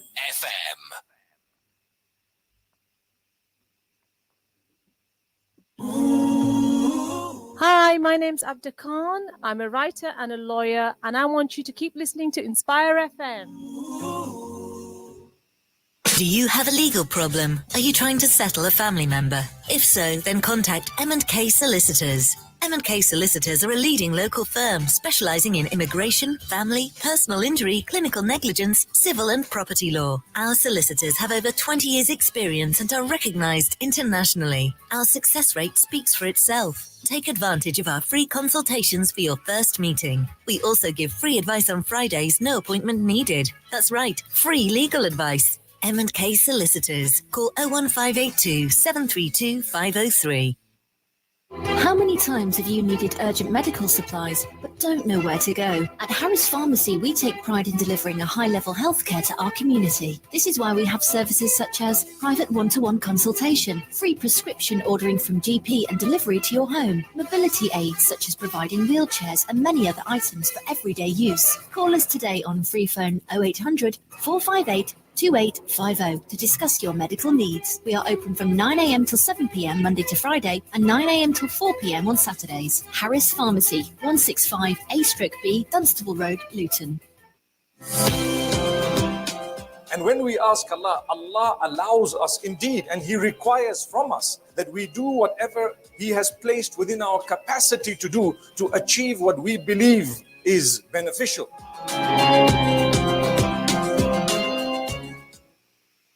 Greystone Solicitors are committed to protecting your rights and fighting your corner to ensure you get the best possible results. Specialising in immigration matters, employment issues, family matters, personal injury, medical negligence, civil litigation and housing. Need help with your immigration problem? Greystone Solicitors provide free immigration drop-in clinics every Friday. Call Greystone Solicitors today on 01582 343 453 or visit us at 275 Dunstable Road, Luton, LU4 8BS and begin your journey towards justice today.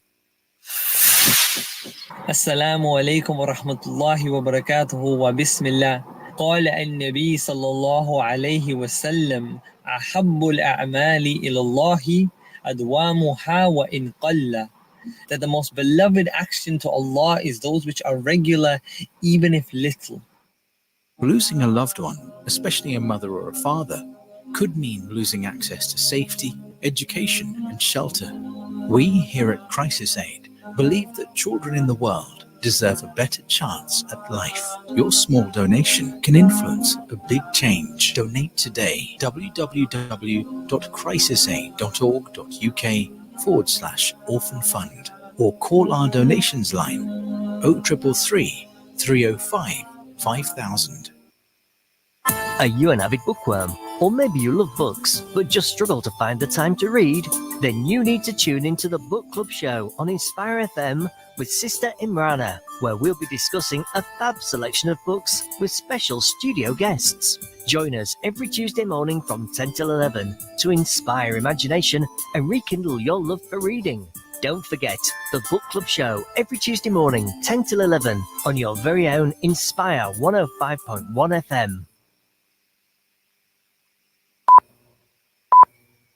From the studios of Inspire FM, the time is now 7:30.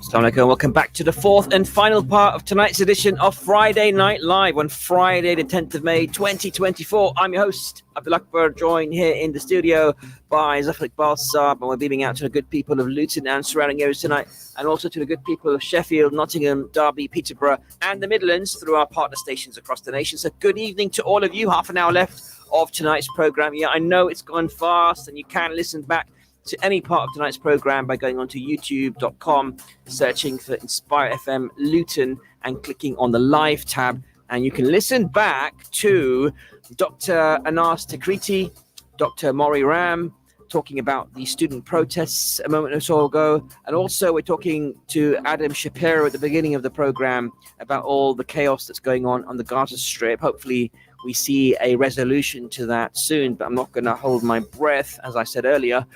We've just been talking to Sheikh Yunus Dudwala regarding McDonald's and Burger King in the UK. That was a very interesting one. I've got to say, very, very clear from the Sheikh in terms of that topic. But right now, we're going on to another major topic, which has been on the news to this week, actually, even today in some news outlets.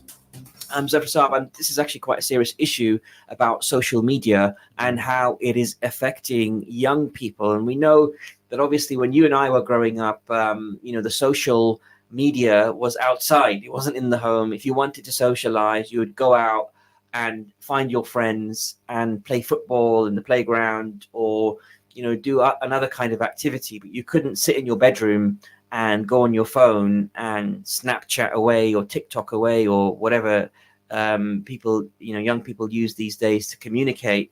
And it is becoming, it is getting to a point where, we're losing lives as well. Young people are dying as a result of some of the pressures they're experiencing on social media. So on the radio, what we wanted to do is really highlight what's going on and the gravity of the situation. And just in preparation for this particular topic, I was looking online, and actually what's being found, we're going to speak to some of the experts more familiar with this in a moment, but some researchers think that exposure to social media can overstimulate the brain, and basically that stimulation can become excessive and it can trigger pathways comparable to addiction, which is pretty serious. Like you suddenly become addicted to this and you can't keep away from it. I mean, what goes through your minds, Fasar, before we speak to the experts? I think it is becoming a major problem, and there is this addiction, and there is also, I would say, problems with concentration, a lack of concentration, etc. Social disconnection, basically people not being able to sort of create relationships, etc. So there are, I think, multiple areas in which the current use of social media is problematic. I'll give you a short example. Yeah.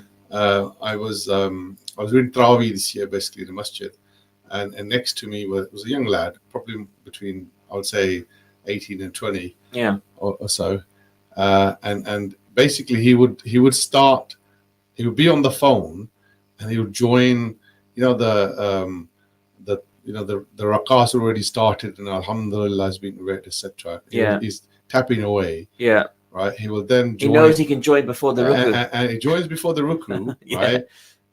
And then basically, as soon as the salam is done, right, he's on it again. Oh God. Yeah. So, and in between, he's just chatting away. Yeah. And I was tempted to sort of say to him, look, you can put it in your pocket. You gotta be careful, these, as you might get stabbed. I know. Put it away. I'm joking, but yeah, I mean, it's a serious issue. When you finish, basically do that. Yeah. But you know, that's the lifestyle basically. You know, it's like can't break away from it for a moment. Yeah, absolutely. Well, look, I want to go to our guests on the line as well. It is a serious issue, and I'm not mocking the stabbing bit at all, just to be clear about that. You know, but we've had, the reason I'm saying that is because we've had issues of gang violence, shall we say, youth violence, even during the holy month of Ramadan, after the Tarawih sessions that you were talking about. And that is really scary. It's actually got me thinking about what I can do proactively to help in that area. And I'm working on that behind the scenes, more on that later, maybe in a future program. But let me go ahead and welcome James Searle, who's director of Chiltern Teaching School Hub, currently supporting the Chiltern Learning Trust with its digital strategy, and also Gareth Hill, who's media lead on online safety for the NSPCC. Good evening, Gareth and James. Evening. Good evening. Thank you on the program right now. And Gareth, let me start with you, if I may, from the NSPCC. I mean, what say you about what's going on with young people, especially with respect to the online safety bill? Yeah, thanks for having me. And as you've said, there's some really serious issues that are coming to the fore at the moment. And there's a lot of debate and a lot of questions rightly being asked about how best to protect young people, children online, on the social media apps and the messaging services that have become part of their everyday life. And at the NSPC, I think we're quite conscious that a lot of this debate has missed the voices of children and the voices of young people themselves. And I think that's really important, because we do know that young people get a lot out of being online, as well as the risks that are there. You know, young people tell us that how it's really good for them to connect, to learn, to play, and to stimulate themselves as well. But you know, it's a different situation for children of different ages, and very young children obviously shouldn't be on sort of social media sites that are not designed with their safety in mind and have a lot of harmful content on. But we're really proud at the NSPCC to be the organisation that first secured what has become now the Online Safety Act. It's been a long process, taken too many years than I care to remember. But fundamentally, we do have legislation in place now that puts the onus on tech companies to make their sites safe and their products safe for the young people who use them, just as any other company that puts a product out to children or to any user would have to have safety guards in place. So that's really important, and we're pleased that we worked with young people. The government listened to young people, listened to survivors of abuse, listened to bereaved families who know all too well who've lost children due to the harm that social media can offer, and that is now in place. So just this week we saw Ofcom, who is going to be the regulator, who is the regulator of social media, announce their consultation into their first codes of practice. Lots of jargon there, but essentially the rules that social media companies will have to follow to ensure that children are not coming across harmful content and not coming across unsuitable content, such as sort of pornography and sexualized content.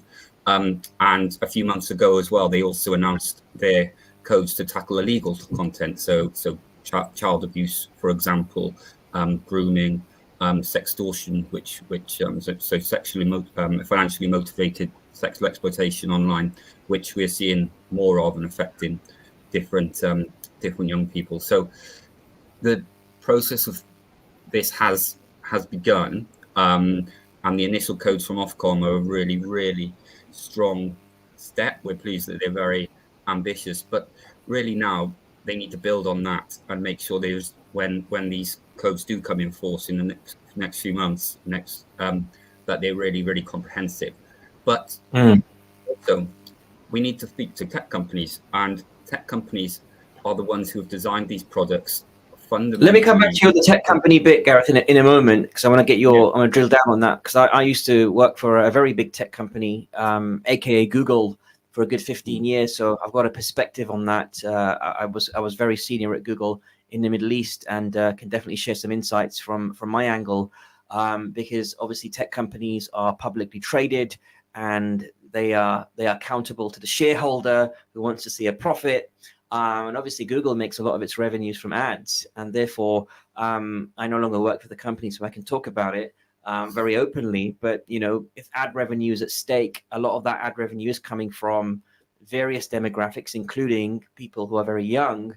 And so therefore, if they start to regulate content and make sure, okay, they understand who their user is, whilst the intent may be good, it does hit the bottom line and therefore can hit the stock ultimately, and which is interesting.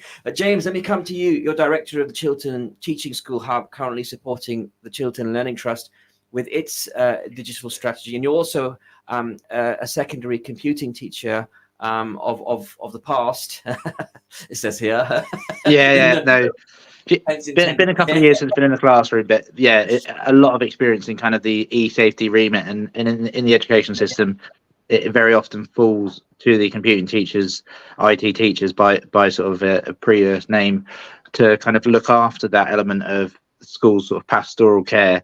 I think schools are wising up a little bit more to it being actually kind of everyone's responsibility rather than just one individual's. But I think it is a real challenge, a real problem that's kind of being seen. And I think there's almost a kind of a case of, if I think specifically with regards to education, we're almost too late, because by the time that we know about some of the challenges that we're being faced and whatever the latest app is, and by the time it's made it into our classroom, it's already moved on to the next thing.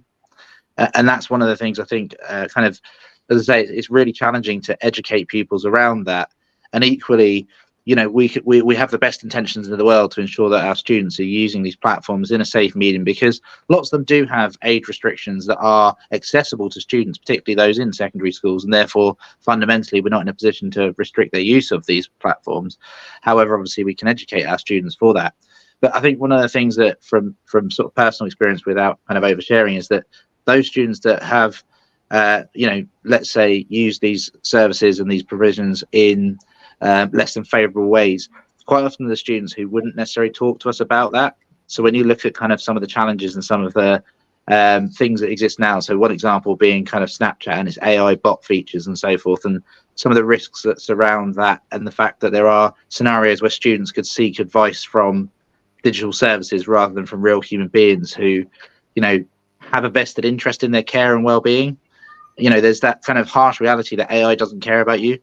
And there isn't a human sort of side of things, and and that's not to say that it's even the case that even when speaking to humans through social media, that they have that awareness of your well-being or consideration as well. So there's lots of things that I've seen over the many years that kind of really kind of bring this to light as a real challenge that we're facing. Gareth's cat wants to come in a minute. We'll get to the cat in a moment. But James, let me take you up on another point, which is you mentioned that as you quite rightly mentioned, software and technology is ever evolving, and so when you focus a particular set of trainings for teachers on one set of technology, it's evolved a few years later, and therefore it becomes very quickly out of date, and then more resources needed to update that.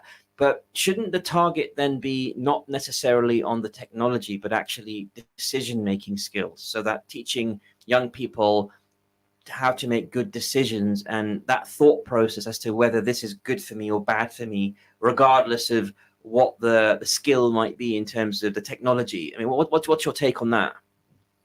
Definitely agree. And I think if I think about some of the work that's happening within schools, within the trust, there's some brilliant stuff around sort of character development and digital character. We talk about netizenship and some of the kind of key principles that exist beyond just how to stay safe on TikTok, in that respect. So it is then more holistic engagement with digital platforms. I think a lot of the challenge comes from the skills that are there within the staff themselves. So speaking personally, I don't use TikTok, for example, but it might be in a situation where I'm having to kind of talk about that in a context where I'm not an expert user. There are so many different platforms that our students will access that there's no way necessarily for us to have complete confidence in our domain expertise to be able to do it justice. And I think that's, speaking to the point around speaking more holistically around enabling or empowering students to be able to make that right and wrong choice and know that boundary is where it needs to be. But it's the relevant knowledge, I think, that is the challenge to stay contemporary in an ever-moving landscape.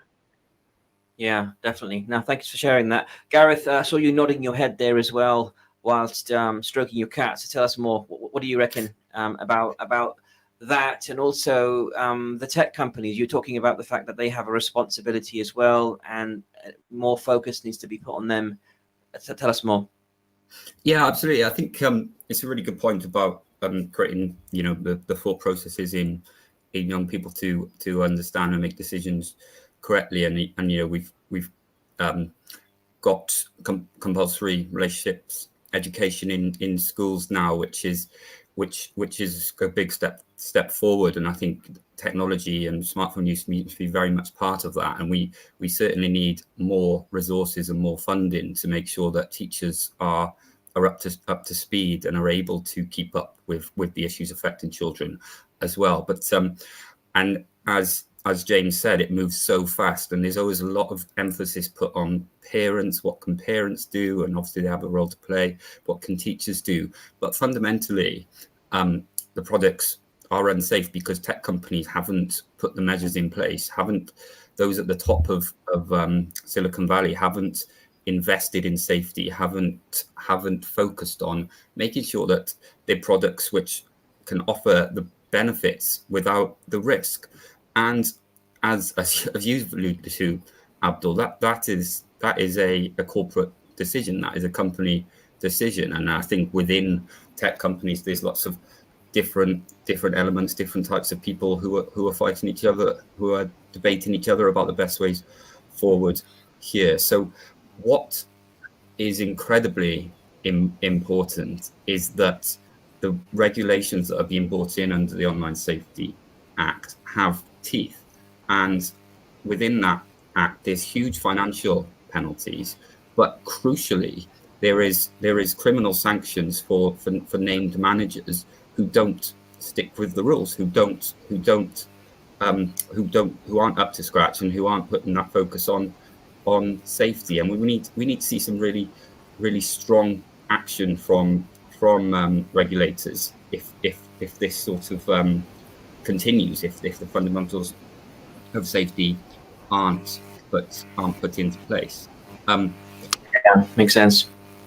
Yeah, I think what's interesting there, and from what you're saying, Gareth, is that I think a lot of online safety for a lot of big tech companies, not naming specific companies now, just doesn't make any money. If anything, it actually affects the bottom line.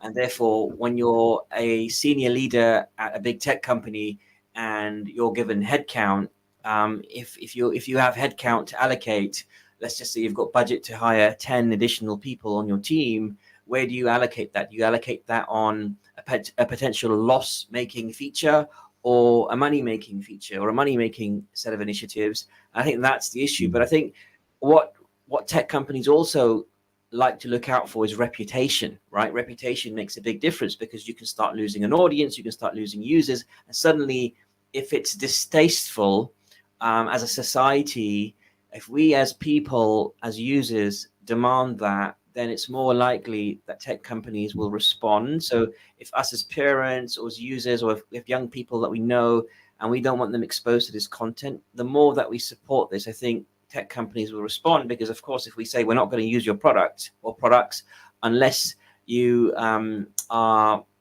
complying and making things safe for young people, they're probably not going to do much. But I think another thing that tech companies listen to is a good fine. So the fact that there's regulation coming in with a healthy fine, or I didn't know about the arrest part, and the fact that there's going to be named people that can be arrested and charged, that's certainly going to get the executives up at night thinking, well, I don't want to be in the dock for any company that I work for, because that will be a reputational impact on them personally, a career impact, which they'll care about, but also for the company itself. So that's very, very interesting. And as you know, and James, I'm sure you know as well, which is these tech companies have vast sums of cash to play with. I mean, they have legal counsel left, right, and center, whereas government and Ofcom certainly does not have that at its disposal. So often what they do is they will use legal counsel from a reputable university, many of them, a whole team of them, not just one or two, against a very small set of counsel that you might get from Ofcom or related bodies abroad, and there's just no match, and this just goes on endlessly in court for years until nobody cares about it anymore. So hopefully things will get resolved, and I keep my fingers crossed. But James, tell us about practical things that maybe decisions parents need to make. So one thing I do personally is, I don't let my daughters take their devices into their bedrooms. I'm like, you're going to use your device in a communal area at home. No devices, even though I have found them from time to time, sneak them in. No devices, they're banned. And if I do find them, then they're going to be banned for a week. Yeah. So I think there's obviously lots of the kind of perhaps points you make around using devices in communal spaces where obviously there is an opportunity for adults to be present and observe. And I think that's one thing. I think, and equally, it's building on the top of kind of educating the use as well. Because I think there isn't a temptation to have it that the child has to sit in front of you at all times. And there's a little bit of learning over the course of time about when freedom can be given and actually when it's time to rein things in. But other things that parents can do as well is obviously look at monitoring the app usage. So most devices across multiple platforms will have parental filters and locks on the actual devices. So if I think about my sister and her children, for example, anytime that they use her Google account for anything, it's logged on her account. She can check to see what they're doing. She gets notifications if any apps are tried to be installed. So there is a degree of freedom that the children have to use those devices, but she's able to be aware and filter and has to approve and decline when certain actions are taken. And as I said, be it Apple, Google, Microsoft, various products will have various sorts of protections in place. Parents can look at sort of network filtering tools as well, so you can kind of limit what access can be granted to certain devices. There are sort of practical things as well, like having a different Wi-Fi that turns off at a certain time. So even if it's a case that device does sneak into a bedroom for any reason at 7 o'clock when it's time for have that sort of digital cutoff, something as simple as that.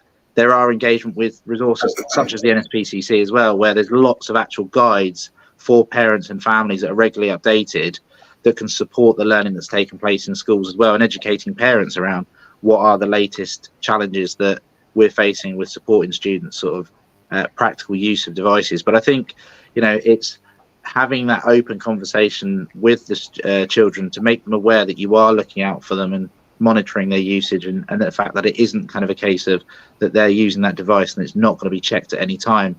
Lots of parents I know will have a kind of policy of you hand over your phone or your tablet or your device at any time without question. I'll check it, kind of spot checks almost, as a kind of mechanism just to make sure that the use is appropriate as well. And I think equally providing sort of a digital detox space as well, so having clear sort of embargoes on times where it's actually now's not a time to use a device as well, so we can break that habit, like you were saying Abdul earlier, about around being fixated on scrolling at times where it's not healthy to do so. So regulating the time as well are a few sort of simple, immediately accessible things that all could engage with. Thank you for sharing that, James. Appreciate that. Gareth, we've got a minute left, so any last final comments from yourself? Yeah, I think that having conversations regularly with children from when they get their device early, and obviously setting boundaries with that, and certainly for younger children, those parental controls are really key. Obviously, as children get older, they do need their independence and confidentiality. So by having regular conversations early, and building a trusting relationship with your child, if they do come into trouble or do come across harmful content or people who are messaging them who perhaps shouldn't be, they'll be more confident then to come to you to raise concerns and be able to get help. And as James said, the NSPCC has loads of advice. If you go to nspcc.org.uk/online safety, then there's loads of pages up there which can help. And if I've just got time, I thought the bit about corporate responsibility is really important. And what companies need to remember is that young people are consumers, but they're the consumers of the future, and young people want to use these products safely. They don't want to come across harmful content or be harassed online. So it's important to remember that by making safe spaces for young people now, they'll be more trusting of these products in the future, and it's actually could be a good commercial decision to make these sites safe in the first place. There you have it. Well said, Gareth, and also James. What an amazing bit of insight from both of you. Really appreciate all the effort that you're putting in for your respective organizations for making the online community as safe as possible for young people. Thank you so much for your time, and look forward to hopefully having you on the program in the future. Cheers. Thanks, gents. Thank you. Cheers. Wonderful evening, great weekend. All right, listeners, this is Friday Night Live with me, Abdul Akbar, and Iqbal Saab. We've got a minute left of the program. So any thoughts for yourself on this? To be honest, I think this is a massive challenge. And if the onus is on parents to regulate it, I don't think the parents have got a helping hand, to be honest. This is a massive addiction, massive problem. Yeah. But I like the point about the reaction. We got to make sure our reactions are measured so that there's trust, right? Yeah. Yeah, indeed they are. But having said that, there's got to be action at the company level, right? And there has to be impact assessment done in terms of the damage and hurt being caused, right, to children and families. And I don't think that happens. So this regulation hopefully will address that. Absolutely. Well, there you have it. Thank you, Saab, for that. I really hope that the Ofcom regulator, as Gareth from the NSPCC was saying, has some teeth, right? If they go out and start finding whoever needs to be fined, maybe we'll see a change. But anyway, listeners, this was Friday Night Live with me, Abdul Akbar, and Zafar Iqbal Saab. We're going to be back next week, so do stay tuned every Friday at 6 p.m. But until then, take care of yourselves. Have a wonderful sunny weekend. Assalamu alaikum.